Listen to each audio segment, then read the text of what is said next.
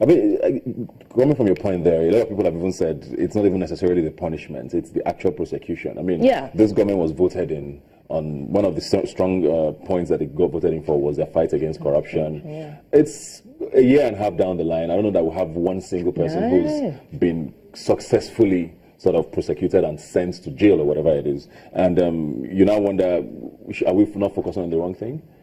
I think you're right. I think, you know, that was sort of the banner of APC, you know, we're coming after everybody who's corrupt. But so far, you know, the people of Nigeria, they haven't seen any of that yet, which is extremely disappointing. And, you know, this could be just another smoke and mirrors, you know, just to draw attention from the fact that we're not seeing any real results. This could just be another, you know, ploy that they're just using. Oh yeah, we're going to, you know, implement the death penalty. But like you said, prosecution is key in these cases. People have said, I mean, Mr. President didn't know how much of a task he had in his hands when he was campaigning. Almost sort of what we saw in the United States as well, where Donald Trump campaigned on all of these points, and 2 minutes after he got elected, he's sort of doubled down on virtually everything he promised. It's always a different situation when you get in there and see how hard it is. Why is it so hard to fight corruption here, you think? I think the problem is just that it's so deeply rooted. I mean, even for myself, like moving here, it wasn't something that I was aware of. You know, it's something that you hear like, oh, Nigeria's corrupt, but you think it's just government officials on a really grand scale. But it really is endemic on every level. I mean, even just, as I said, with the LASMA official, that is still corruption. You know, if you commit a traffic offence, you should go to prison. You shouldn't be, or, you know, you should pay a fine. You shouldn't be able to just give someone 2,000 naira and escape. That is part of it. And some will say you're giving too much, even. Maybe. Exactly. You know, But you know, all of that, we're all a part of it. So even to get down to the root, it's going to take a very long time. And like you said, prosecution is key. And unfortunately, we're not seeing a lot of that now. We've heard a lot from Mr. President saying, from him, from members of his cabinets, from members of his team generally, saying things along the lines of, well, if you return some money, we will let you go free. Is that an avenue we should pursue more actively, where we say, okay, just give us the money, at least we have the money, and then you can, you know, sit out and enjoy your life without necessarily going to jail? Is that an option? I don't think so. Personally, I feel as though if you give people an inch, they will take a mile. There's no deterrent there. If you're saying that you can return something that you've stolen, you don't have to face prosecution, then what would stop another person from coming into office and trying to steal? Because there's still that, oh, well, I'll give it back if I have to. So I think there has to be a zero tolerance attitude towards these kinds of things. Otherwise, it's never going to stop. I mean, the endemic part you talk about is actually probably the biggest problem, where you have regular citizens who are not even in government yet, who aspire to go to be in government, mostly because they want to arrange themselves. And one of the biggest issues we've had with this presidency, with this government so far, has been, you know, we're in a recession. People who have transactions out of Nigeria are pretty much unable to do anything anymore because of all the restrictions with transfers and dollars and all of that. And the government believes it's working, where people are not able to stash funds anymore outside of the country. I mean, you can't travel with cash that much anymore. You can't also tell your bank to wire so and so.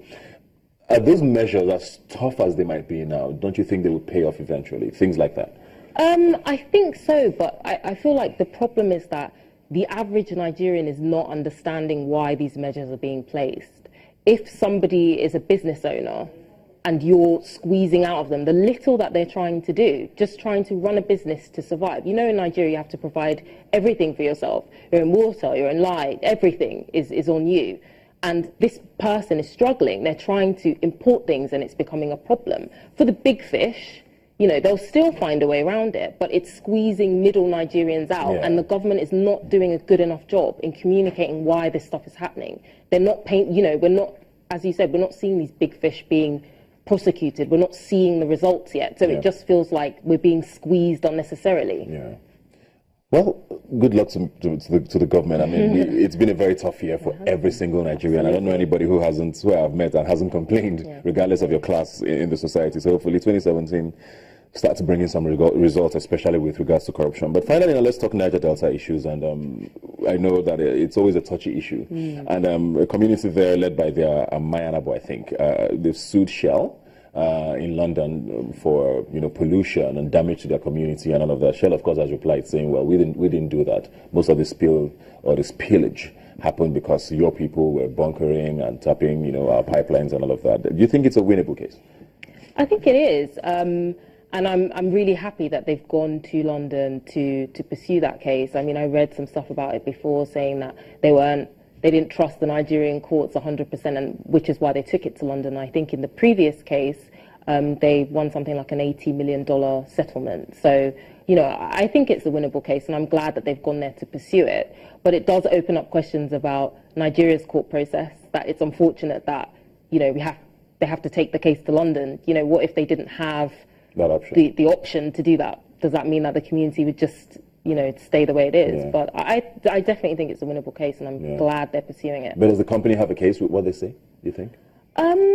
Because, I mean, we even till today, we still hear cases of we actually have a capacity of 2 million barrels a day, but we're only able to export 1.6 because the others we can't account for. Mm-hmm. Why? Because there's bunkering. So isn't that something that might be an issue, you think? I think it might be, but I don't think it will be to the point where it could completely, destroy their case. I do think they have a strong case. Yeah. Otherwise, I doubt the law firm in London would have picked it up if there wasn't, solid evidence of Shell's wrongdoing. What does this do for companies? I mean, oil has been the minister of our economy. We have all of these companies, the Shells, the Chevrons, who have been here for decades, working here, and a lot of them have had issues recently where some have even doubled down on their work here, some have even packed and left completely because it's becoming harder for them to survive in the climate here. What going forward, what does this do to confidence, for example, of, let's say, investors who want to come in? Does this affect them in any way, you think, or does it just make them, work better when they're here?